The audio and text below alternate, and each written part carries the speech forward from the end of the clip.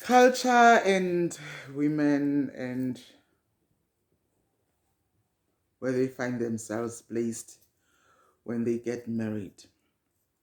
I remember one time I was talking to my father and he raised an interesting point. He said whenever he watches a Sesotho program or show on TV, he gets reminded of me and my sister because our mother is Sotho. And I wondered why he made that comment. Then it dawned on me that part of how I learned Isisotho and why I still hold on to it now, it's because there's something that I observed as a young girl. The fact that when a woman gets married, she gets, of course, detached from her family and then goes and be married off. And I don't want to lie, it traumatized me at some point when I realized that, whoa, she actually goes to start a new life. And part of what happens is the discouragement for her to constantly be visit her home where she grew up. Because now she must focus in the new life that she's in, the marriage life. And she must focus in building that family in that home. When everything else is peeled off from her, she becomes a new being. And this narrative always finds a way to instigate a thought process within me or some reflections within me because I observe how so many shifts happen in our lives. One other interesting shift that I've observed is how a woman would be married off to a certain family.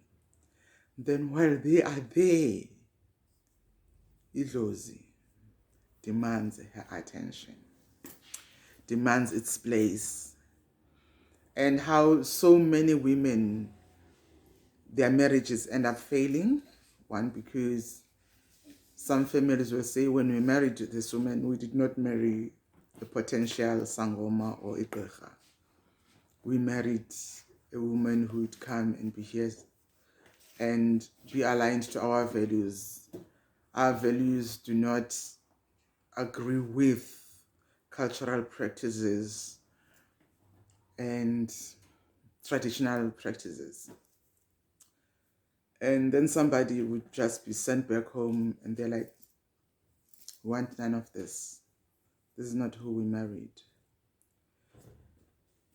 And I often wonder if then the cessation of relations between the two families has been done to all the women. Because when they come to the family, of course, there are processes, there are some traditions that are done to welcome her to the family. And then and in that process, there is the combining of families, the uniting of families, so that the ancestors then know that we have built this friendship and we become relatives. And then when she's then goes back, I wonder what are the processes of the cessation then of that relationship in terms of the ancestors. Because so many women, you'll find that they will leave that space and they will never find peace, nor, progress differently in life. And I then wonder what haunts them, because obviously when they the bile, the inyong was used to introduce them to that family, they were then accepted into that family and they took umkondo and they stepped a planty, the crawl.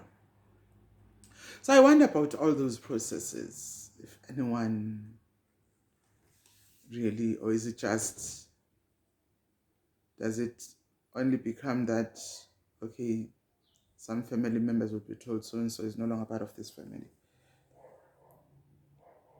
The same slaughtering that was done when this woman was coming to this family, does it get done? Or it's enough that they just speak and send them off? The celebrations that were done, the slaughtering that was done to welcome, because when you welcome someone and send them off, normally would give them something to take with for the journey, and a way forward for what is to happen. So I wonder about those things. I think a lot about them, and I find it interesting that then when the husband passes on, then the woman will be expected to come and mourn him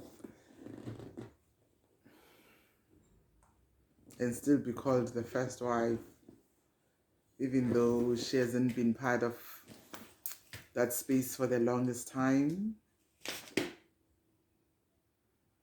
So I wonder about those things. I do think about them a lot.